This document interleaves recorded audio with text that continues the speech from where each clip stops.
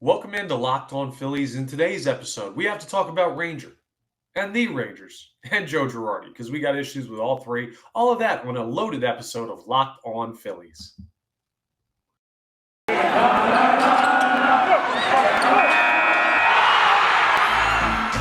are Locked On Phillies, your daily Philadelphia Phillies podcast. Part of the Locked On Podcast Network, your team every day.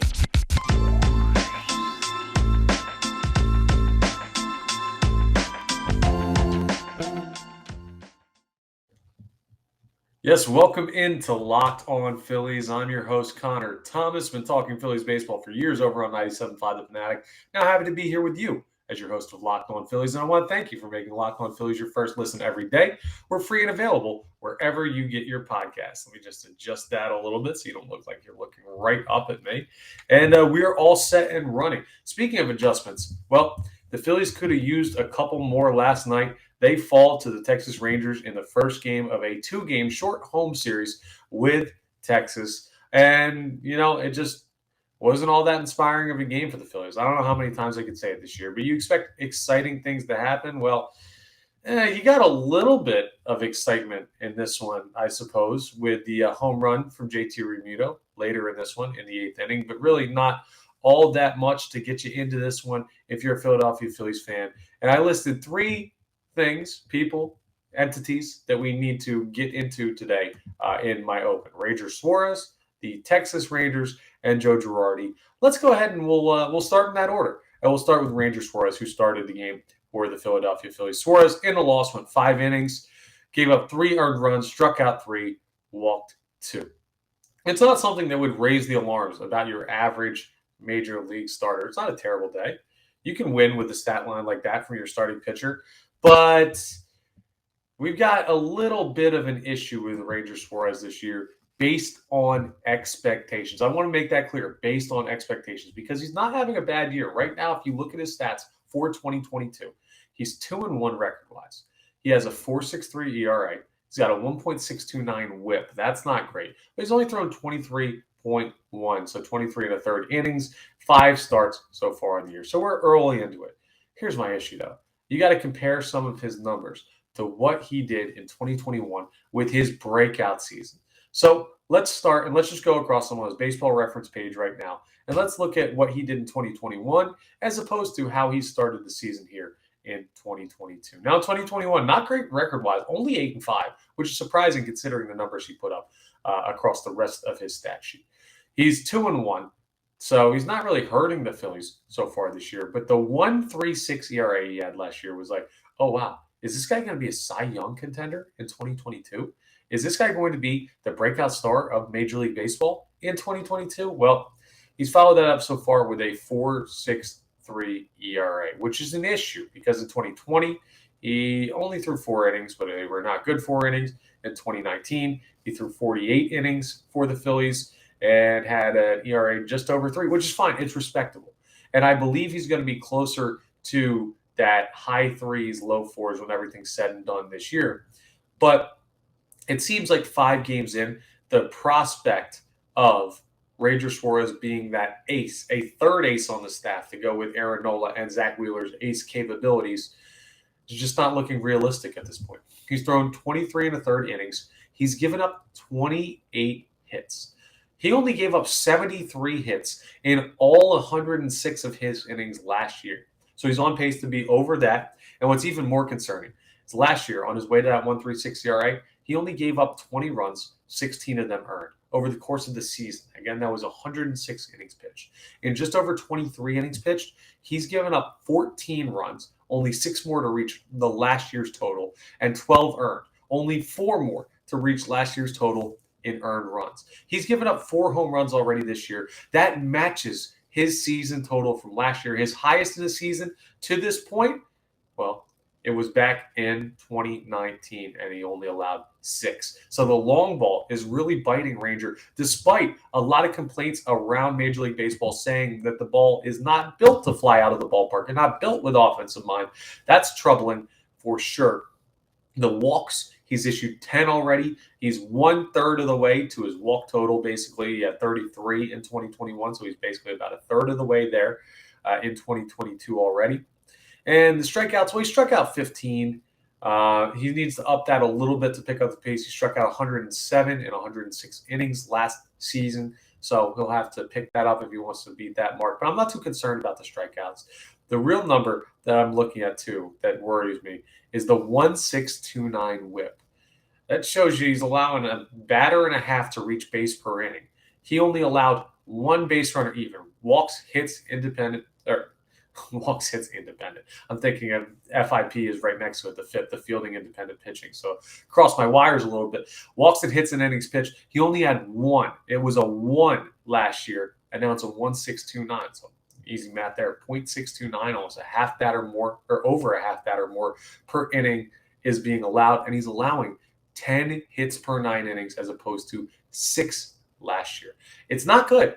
It's really not good. His strikeout to walk ratio as well is down because of those walks being up. Just, again, I'll echo. Ranger Suarez has not been bad this year. It's not like when he goes out, it's an automatic loss for the Phillies, even though they did lose this last one. He's 2-1. So he's won more than he's lost for this team in stats that matter, even though wins, I think, are a dumb stat to keep. But when you look at where the expectations were for Ranger Suarez and where this team's peak looked like it could be if Suarez reached his personal peak, well, it was much higher than what it looks like now. The Phillies are in a situation where they can't afford to give wins up. They're going to be right around that 86, 87 win mark, and they might need to get to 90 to get in. If Ranger Suarez takes a step back compared to last year, which it looks like it's guaranteed he's going to do now, and a pretty big step back compared to what he did. Again, not playing poorly, just comparatively to an outstanding 2021 season. That could be 3 wins worth of difference for the Phillies. And that could be the difference between making the playoffs and missing the playoffs by preseason projections. Now, there's other things that'll pick up. Kyle Gibson has had a better year so far than we've expected him to have. Zach Eflin might have a better year than what we've expected. Aaron Nola looks like he might be on pace for a much better year than what he had in 2021. So there are ways to make it up. But it's just important to note what's going on with Ranger Suarez. It doesn't look like he's living up to the expectations that we put on him starting the year when you look back at his stats from last year. Let's real quick, before we get into the next segment where we talk about the rest of the series with the Texas Rangers, let's review exactly what happened in last night's ball game as far as the scoring plays and any notable stuff from the box score. So the Rangers got going early in the top of the first. Mitch Garver homered to left center. And Garcia scored on that one to make it 2-0 Rangers in the top of the first. Bottom of the first, though, Rhys Hoskins with an RBI double to left field, which scored JT Realmuto and Alec Bohm. Nice little 2-out RBI, 2 RBI swing from Hoskins, and then Didi Gregorius singled to right center, scoring Rhys Hoskins. So the Phillies right away take the lead right back. They're up 3-2. And then Suarez gives up another home run in the 4th. Then in the 6th, this is where it really falls apart. So Anthony Dominguez comes in for the Phillies in relief of Ranger Suarez, and just not good. He gives up 3 runs in relief there, RBI double, a 2 RBI double, and then Marcus Semien beats out an infield single to Alec Bohm. And what really happened, well, Alec Bohm's defense came back to bite the Phillies in this one. That's something that should be more of a storyline for some people, and it is a huge storyline. It's kind of expected for me. And he's hitting so well, you're just going to have to kind of wear it. I want his defense to be better. He acknowledged post-game his defense, in his opinion, cost them the game. It kind of is what it is at this point, and I can't throw a fit over Alec Bohm's defense because he's hitting the ball so well. It's just an accepted evil of the 2022 Philadelphia Phillies. They're not going to field the ball out that well, so you're going to have to pitch really well, and you're going to have to hit really well. It's their only way, and that's why they're not a projected division winner. That's why it's going to be a tough task for them to make the playoffs. Not impossible, maybe even probable by preseason odds that they do make it into the dance, but it's going to be difficult, and they're going to need certain parts of the team to step up because the defense doesn't look like it's going to. JT Realmuto had a nice home run to left field that he cooked out of there on a cold, windy night, which was a nice piece of hitting in the 8th inning to make it interesting, but that was all that the Phillies would get. 6-4, the final score in favor of the Rangers, and the Phillies, well, now they fall to 11-13. They're 2 games under 500, still sitting there in 3rd in the NL East. But the Mets picked up another game on them with a win yesterday. So, well, you got to start making hay, folks. And the perfect time to do it, the good news about baseball, is they have another opportunity tonight. So on the other side, let's jump into tonight's matchup between the Philadelphia Phillies and the Texas Rangers. In the series ender, the Phils going with a chance to split and at least take equal blood from the Texas Rangers before this series is over. We'll talk pitching matchup, we'll talk lineups. We'll get into all of that in just a second. This episode is brought to you by Blue Nile. Blue Nile is the perfect place to go shopping for Mother's Day. If you're like me, you have no idea how to shop for your mom or the special woman in your life, and that's okay. We're guys. We're kind of expected to not be good at that, but that is not an excuse for you to not deliver. So go to BlueNile.com because they always deliver. When they deliver discreet packaging. They make sure it's on time. And oh my goodness, they get you great deals on everyday fine jewelry that your mom or the special woman in your life is going to love.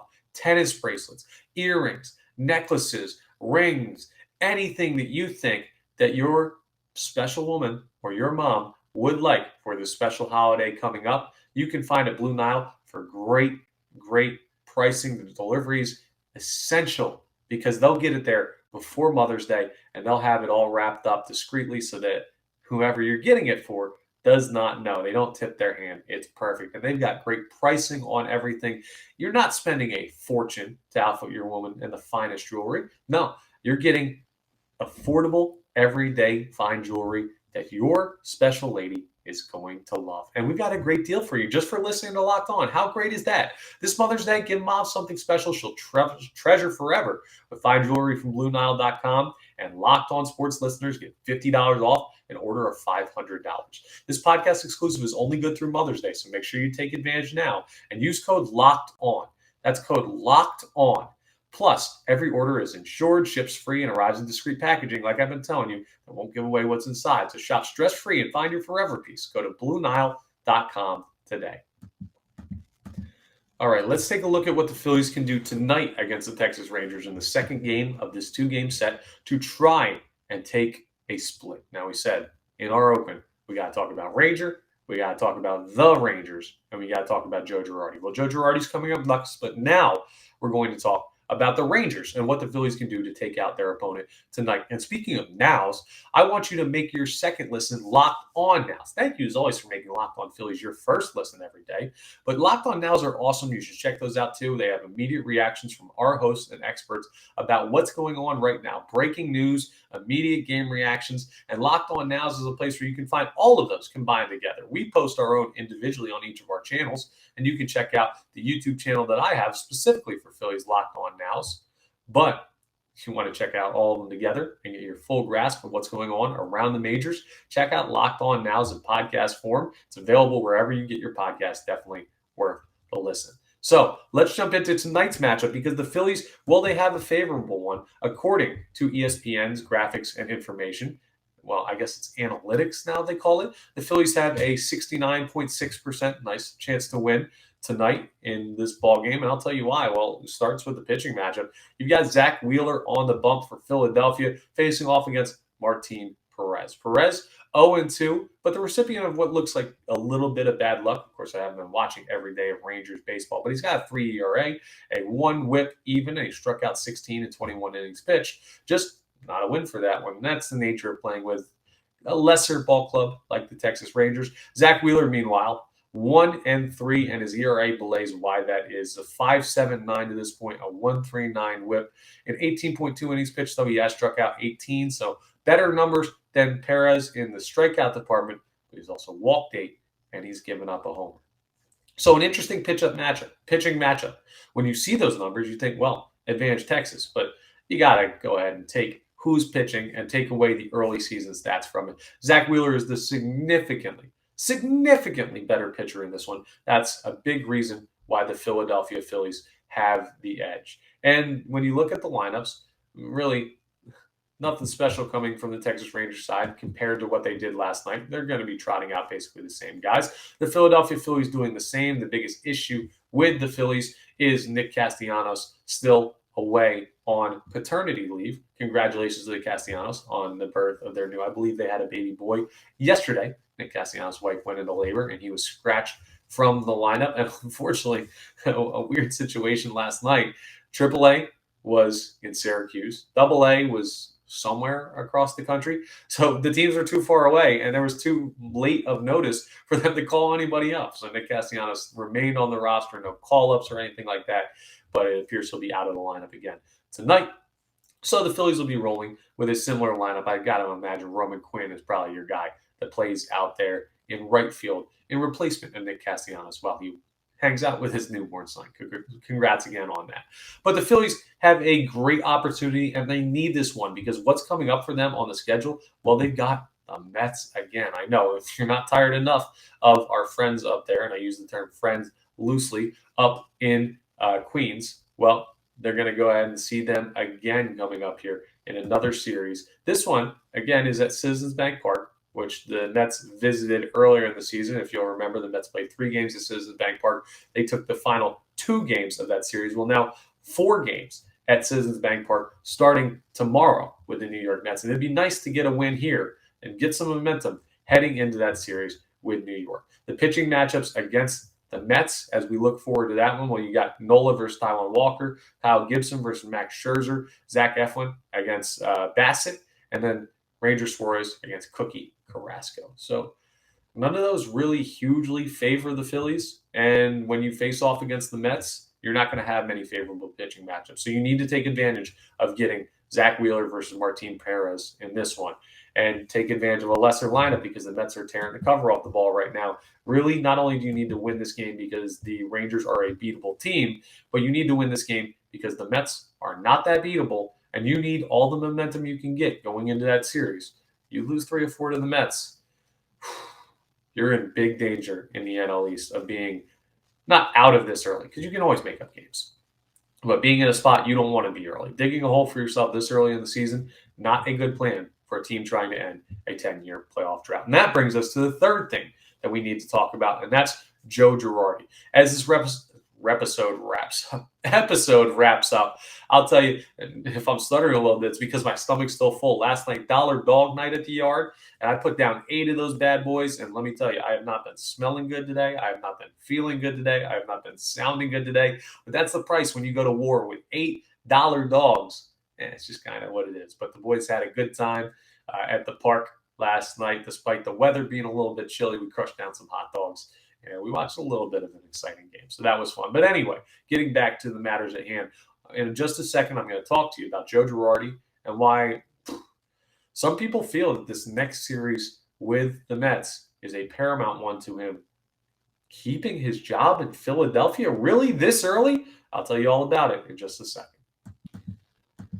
If the Phillies want to bulk up and get ready for their game tonight with the Rangers, though, all they have to do is take Built Bar. You know about Built Bar. It's awesome. It's the best protein bar out there. You know summer's coming up. And with summer, you're going to need to get some food on the go, and Built Bars are the perfect healthy snack to take with you on family vacations. Oh, so they taste like a health snack? No.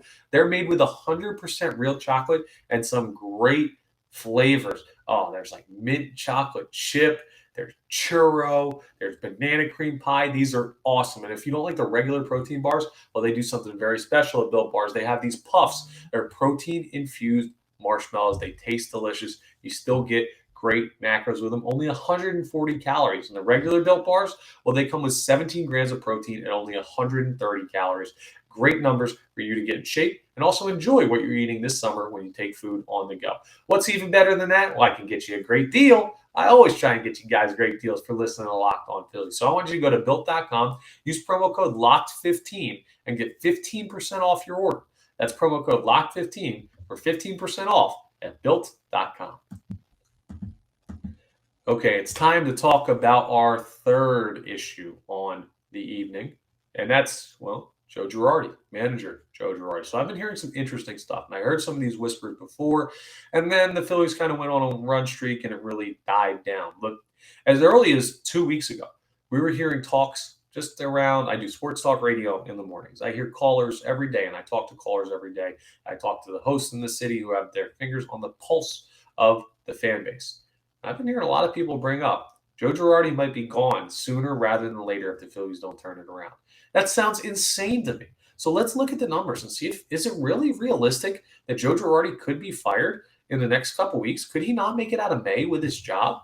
Well, Right now in the NL East standings, the Philadelphia Phillies are currently 11-13. They're 2 games under 500, and they're trailing the New York Mets by 5.5 games. Now you got to remember, they're 24 games in. The Mets 27 games in, the Marlins 24 games in, the Braves 23 games in, or is it? No, 27. I'm not a math guy. And the Nationals are 25 games in. So there's still a ways to go. We're playing 162, folks. So not even in a quarter of the way through the season, not even a fifth of the way through the season. And people are always saying Joe Girardi might lose his job. Well, why could that be? And what is the reasoning behind that? I think it's they didn't give Joe Girardi any type of extension this offseason. He's coaching in the last year of his deal. It feels like he's kind of I've heard him described as a lame duck manager before. And when talking about this year, which means and basically he's managing until the season's over and then they're going to replace him with someone unless he does something crazy and they make the playoffs and make a run. I can understand that, but I don't buy that his job is in jeopardy this early, even if they struggle against the Mets in this next series. The worst case scenario, they can lose 4 games to the Mets. I'm not going to do the math on what's going on before that series, but they're 5.5 back. They could be as much as 9.5 back, almost a double-digit division deficit from first place to where they stand if they get swept in 4 games by the New York Mets. I don't think they're going to get swept. I don't think you can go into a series expecting a team as talented as the Philadelphia Phillies to get swept. And even if they do, there's plenty of time to dig themselves out of that hole. My biggest question when it comes to the situation, though, with Girardi is, let's say you move on from Girardi. Who becomes the coach of this team? Who do you bring in to manage this team with 140-some games left or 130-some games left, whenever that may be, if you think it's coming soon? You're going to have basically a full Major League season managed by a guy who's not here right now or a guy who's currently in a lesser role right now with a team that you don't think is working enough to fire the manager. That seems weird to me. I'm trying to think of who's out there that they could even bring in. And I'm drawing a blank. I would love Ron Washington here. Not available right now. Won't be until the end of the season. I really don't know. Could they bring in Carlos Beltran, who didn't even manage a real game with the New York Mets before he was let go? Could they bring in I don't know who's available, really, who's out there to bring in. And that's the tough thing about mid-season managerial firings is you can't really replace them. We saw it with the Flyers here in Philadelphia, who fired their head coach, Alain Vigneault. And then Mike Yeo was named their interim head coach, and he was just let go at the end of the season because what did the team do? Well, they continued on the same path they were on because the interim coach coming from inside the building doesn't really breed success very often. It's not a great situation to move on from the manager, and I don't understand why people are pressing so much, feeling that they have to. I think Girardi is here for the long haul, at least for this season, and I think it would have to be you're going to have to be like 20 games back in June for a managerial change to be made. I don't think something's going to happen this early, despite Dave Dombrowski having a quick trigger in the past. This is just not the situation to have it. You keep the veteran manager. You keep the guy you trust, who's been around, who's won a World Series, who's been a manager of the year before. And if it doesn't work, well, then you cut bait before the season's over, but not until you feel like you're eliminated. That's just my opinion, and I'm surprised so many people think it's possible to move on from Girardi. And I don't know who you did state. Would Kevin Long, the hitting coach, become the acting head coach? Would it be Caleb Cotham, the pitching coach? I don't know who it would be, but it just doesn't seem like any options right now are better than what you have with Joe Girardi, even if he's not doing an ideal job so far. So we'll see. I could be wrong, but I don't think he's going anywhere, regardless of what happens over the next month or two. But there is a point this season where he could certainly lose his job if they end up falling way out of the divisional race. That's just where I stand on it. Those are just my 2 cents. But hey, we win ball games. Don't have to worry about it. And tonight, a prime opportunity to do that against the Texas Rangers. So I'll let you guys go as that game gets ready for first pitch as you're watching this and this becomes available. Hopefully, some good things going on in that one as you get a chance to listen into this episode of Locked On Phillies. I want to thank you, as always, for making Locked On Phillies your first listen every day. We're free and available wherever you get your podcast. Now make your second listen Locked On MLB. Paul Francis Sullivan, Sully, we did a crossover. He's awesome. You got a chance to hear us go back and forth. He's like that with everybody. He's got so many great stories about Major League Baseball and the history of this game, and he talks about it every day, as well as keeping you up to date on the latest happenings around the majors in the present time. So check out Sully and Locked On MLB. It's available wherever you get your podcasts. And thank you for checking out Locked On Phillies. Make sure you're rating, reviewing, subscribing. Had a nice jump in subscribers the past couple of days. Continue to subscribe. If you're not subscribed, jump in, follow, everything like that. It's the best way to get the content. You get notifications when new episodes come out. You get the latest news, and you get everything locked up as far as Locked On coverage. So if you want your best Phillies listening experience, make sure you're rating, reviewing, subscribing, and following everything that has to do with Locked On Phillies. That's all the time I have for you today. And I will talk to you all, hopefully after a win against the Rangers and a series split tomorrow.